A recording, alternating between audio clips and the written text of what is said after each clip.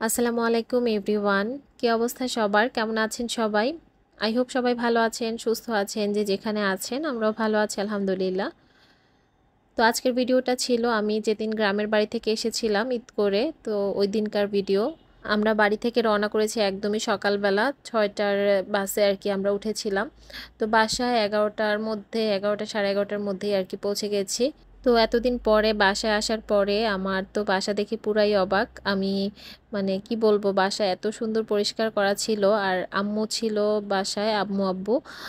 আমি বাসায় আসার 2 দিন কি 3 দিন আগে আর কি আম্মু ইন্ডিয়াতে গিয়েছে, আব্বু আম্মু। তো আমি বাসায় এসে একদমই দেখি যে পরিষ্কার পরিচ্ছন্ন, মানে আম্মু সব কিছু একদম ওয়াশ টোয়াশ করে পরিষ্কার করে রেখে গেছে, যাতে আমার বাসায় এসে আর কোনো কাজ না করতে হয়। তো তারপরও বাসায় এসে আমি একদম সুন্দর মতো রুমটা ঝাড়ু দিয়ে নিয়েছি। তারপর তো সবাই গোসল টোসল করে এই তো একটু রান্নাও করেছি হালকা পাতলা। তো আজকে ভারী কিছু রান্না করিনি, এখানে ভাতটা শুধু রান্না করেছিলাম আর ডিম ভাজি করেছি। আর বাড়ি থেকে আসার সময় মা হচ্ছে নিহারি দিয়ে দিয়েছিল, সেই নিহারি দিয়েই হচ্ছে আমরা দুপুরের মানে লাঞ্চটা করে নিচ্ছি। তো তারপর একটা ঘুম দিব। তো এই তো ঘুম কিন্তু অলরেডি দেওয়া হয়ে গেছে, ঘুম থেকে উঠেই আবার ক্যামেরাটা অন করেছি। দুই ছেলেকে নিয়ে আমি ঘুমিয়েছি আমার রুমে, আর ওই যে দুই বোন একসাথে ঘুমিয়ে আছে। তো এত পরিমাণ মানে জার্নি করে সকাল সকাল তো উঠতে হয়েছে আর কি রওনা করার জন্য, মানে 5টায় সবাইকে উঠাই দিছি বাড়িতে। তো উঠে রেডি টেডি হতে হতে আমাদের আবার অনেকটাই মানে তাড়াতাড়ি করে বাস স্ট্যান্ড আসতে হয়েছে। তো সেই কারণে ওরা খুবই টায়ার্ড ছিল, ঘুমও ভালো মতো হয়নি। তো এই তো বাসায় এসে কিন্তু লং একটা ঘুম দিয়েছি আমরা। তো এই তো এখন সন্ধ্যার দিকে একটু দুধ জাল করে নিচ্ছি কফি খাওয়ার জন্য। আর গাছগুলোতে দেখলাম যে কিছু গাছে পানি আছে মোটামুটি, আর কিছু গাছ একদমই শুকিয়ে গেছে, তো সেগুলোতে একটু পানি দিয়ে নিচ্ছি। তো আমি না থাকার ফলে আম্মু তো পানি সবসময় দিয়েছে। তো ওই যে 2-3 দিন যে পানি দেওয়া হয়নি ওইটাতে একটু শুকিয়ে গেছে যা। আর গাছের উপরে ভালোই ধুলা পড়েছে, তো গাছগুলোকে একদম পুরো মানে ওয়াশ করতে হবে, একদম বেসিনে নিয়ে তারপর ওয়াশ করে দিতে হবে। তো তাহলে একদম ভালো মতো পরিষ্কার হয়ে যাবে। যেদিন বাড়ি থেকে আসে ওই দিন কিন্তু তেমন একটা কাজকর্ম হাতেই ওঠে না, একদম পুরো রেস্টে থাকতে ইচ্ছে করে। তো আপনাদের ভাইয়া আসেনি আমার সাথে, সে কিন্তু রাতে আসবে। আর আমি তো সকালেই চলে আসছি, আরও হচ্ছে রাতে আসবে, আমাদের গাড়ি নিয়ে আসবে। আর আমরা তো বাসে এসেছি। তো এই তো গাছগুলো সব রুমের বারান্দার গাছগুলো আমি একটু পানি দিয়ে তারপর ঠিকঠাক করছিলাম। গাছ এমনিতেও তেমন একটা নাই, তারপরও যতটুকু আছে ততটুকুই আর কি একটু মানে যত্ন আত্তি করছিলাম।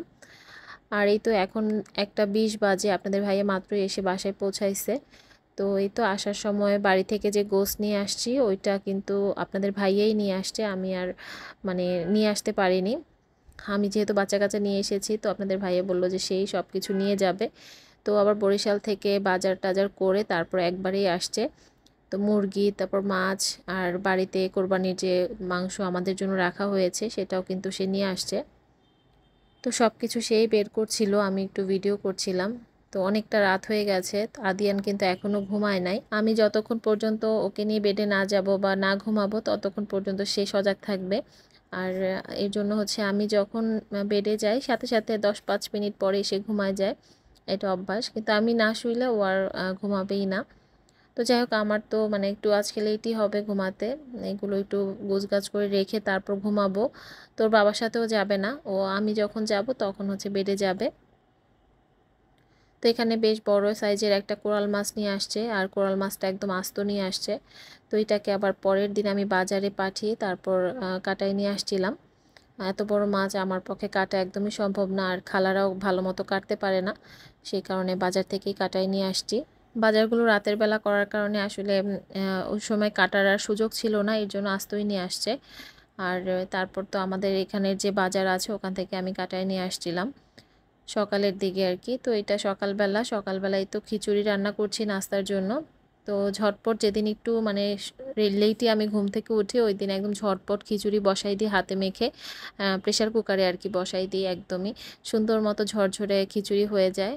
তো এই তো খিচুড়িটা কিন্তু রান্না অলরেডি হয়ে গেছে। এখানে খুবই সুন্দর ঝরঝরে একটা খিচুড়ি রান্না করেছি। আর এই খিচুড়িটা একদম খালি খেতেও ভালো লাগে, কোনো কিছু লাগে না। পোলাও চাল দিয়ে রান্না করলে খিচুড়িটা খালিই খাওয়া যায়।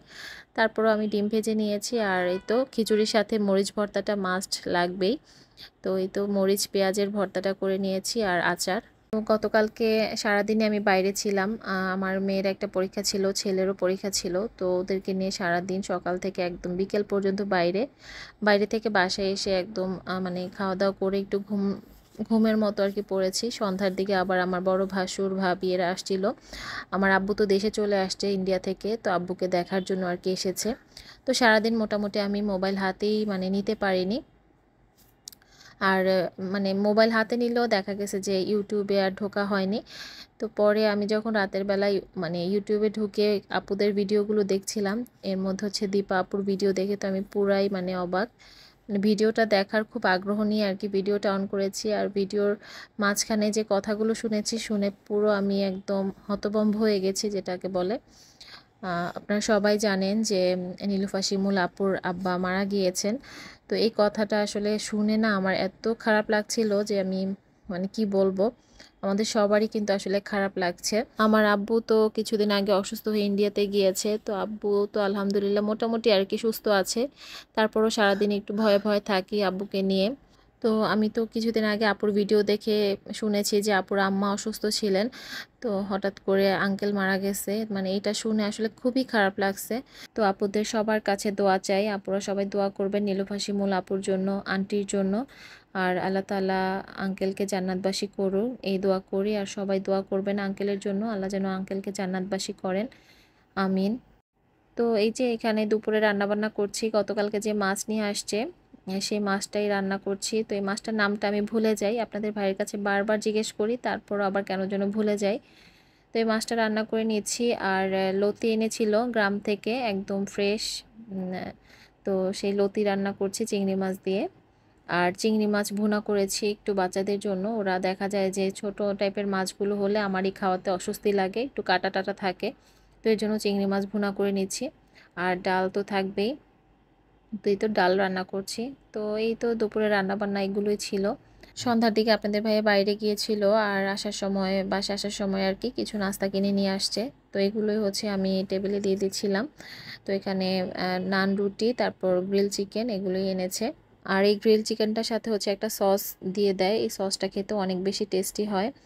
আর এই তো আদিয়ান যা করে, খাবার দেখলে টেবিলে সব কিছু ওকে আগে দিতে হবে, মানে ও খাবে না খাবে সেটার কোনো ব্যাপার না, কিন্তু সব কিছু ওর প্লেটে আগে দিতে হবে। আর প্লেটটাও সে নিজেরটা নিজে আগে নিয়ে রাখবে। তো ছোট বাচ্চা থাকলে যেটা করে আর কি বাসায়। আর এই তো আমার বড় ছেলে হচ্ছে ক্লাস করছিল, ওর একটা অনলাইনে ক্লাস চলছে, তো ওকে আমি টেবিলে খাবারটা দিয়ে গেলাম। তো আজকের ভিডিওটা এই পর্যন্তই, সবাই ভালো থাকবেন, আল্লাহ হাফিজ।